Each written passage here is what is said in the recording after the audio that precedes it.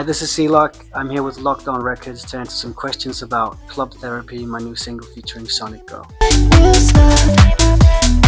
I got into music from a very young age. Both my parents are musicians. One is a singer, one is a guitarist and producer and composer. So music has always been a part of it. I used to get CDs from my mom from her record label, and they got these free CDs to give out. But I do recall getting Mr. Weasel, the 𝓫𝓽𝓪𝓷𝓭 guy, getting his first album, Analog Worms Attacks.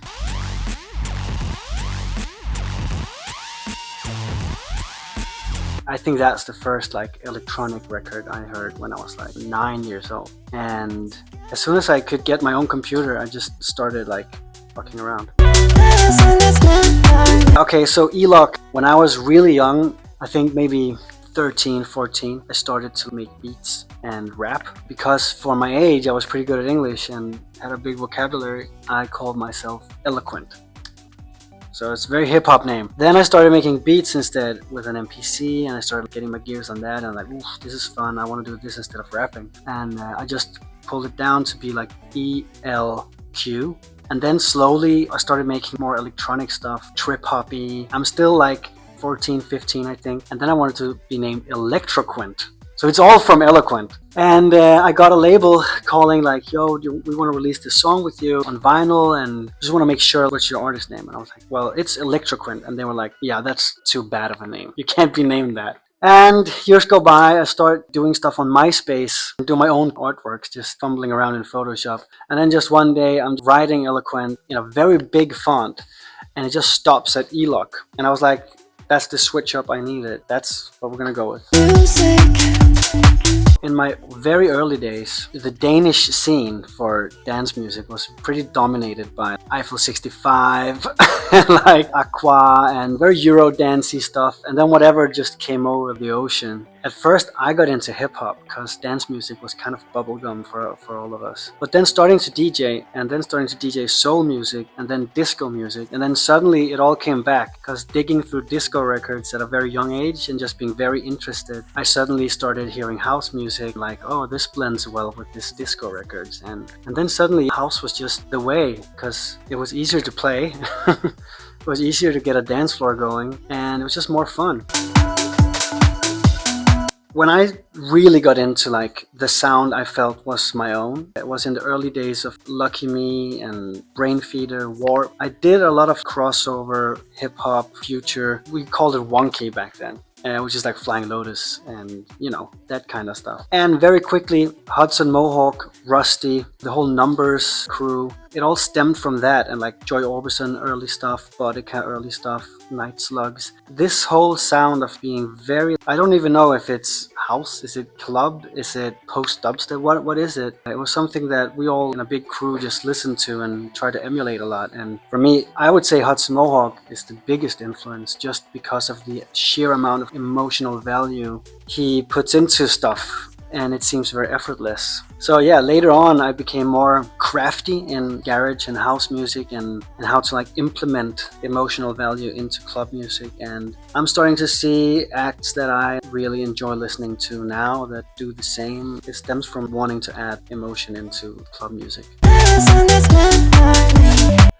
Club Therapy with 𝓫𝓻𝓪𝓷𝓭 is basically a singer from Copenhagen, Denmark, that I wanted to work with for a long time. And we tried a bunch of back and forth online stuff, and it just didn't really become anything. And then one day I said okay, I have this idea of what kind of a track I want to do. Should we just hit the studio and see what happens? And then the morning of the session, I made the quick draft of the Club Therapy instrumental, and it just went on super fast. She heard it and immediately knew what you want to write, and oh, this is the theme, and this is the chorus, and I started, oh, this is the chop, and this is the, it just went by 5 hours. I think we had the whole song, and it hasn't really changed much since then. For me, I like it. It's a cheeky, easy to digest pop garage song, but with a lot of added melancholy, and when you listen to the lyrics, it's kind of sad as well. We call it juxtaposition. Yeah, I like it. I like stuff that is both happy and sad at the same time. I feel like that's the perfect northern mindset. Bells came about before Club Therapy and was actually a way older demo. I got it mastered and everything, and I just forgot about it. And then a year later, I think, having gained a bit more success in garage in the UK, I wanted to bridge a gap between my more emotional and like melodically driven stuff and then just clubby stuff. It's very euphoric. It has good sample filters, like a re-speed garage bass on it. It has the club elements that I like. So it's kind of like a big pie of everything that I enjoy at the moment that bridges all different styles of Eloq into like one track. It's an Eloq porridge. Okay, the rarest record I own is Legend of Zelda Twilight Princess original soundtrack off-label vinyl.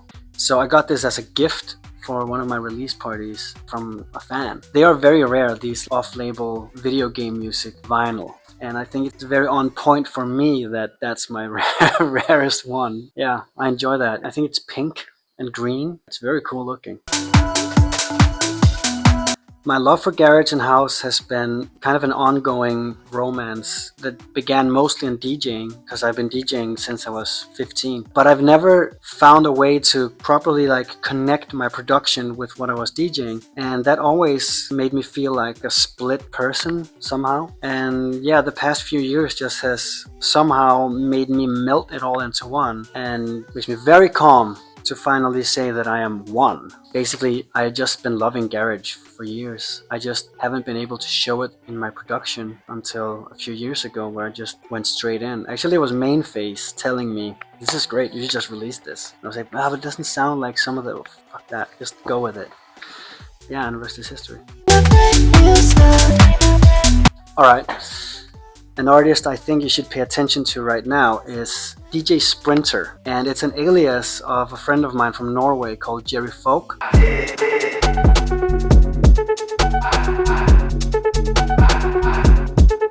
We both came from very future bassy, wonky, that kind of stuff. We did a track together and known each other for years. And then suddenly he started making more clubby stuff. And it's very emotional, very melancholy, very melodic. It's hard to describe, but every track he puts out as DJ Sprinter is like, wow, I want to end my set with this one. So yeah, DJ Sprinter is the one to look out for right now.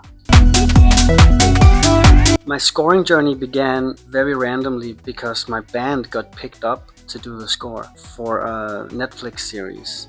And I just found that I really liked it. The mixture of electronic and classical just really spoke to me. My dad is also a composer, and I naturally had an ear for orchestral music, I reckon, from back home. So it just made sense for me, and I'm a very curious person, so I just went head first, and I haven't looked back since. So there's a ton, as I also do scores myself. I do listen to a lot of them. I think the recent one that really stuck out to me was a movie called Nocturnal Animals.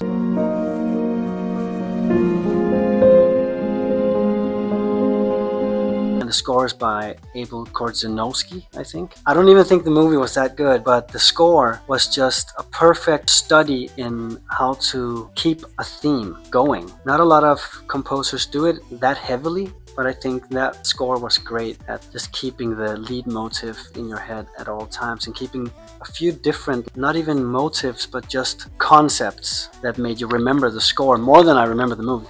That's great.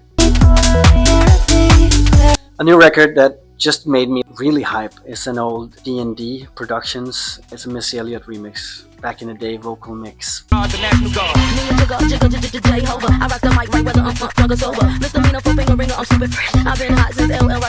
don't know, man. I just found it and I haven't heard it before. And I was like, this is fucking insane. And it hyped me pretty much up for the past weekend's gigs, yeah.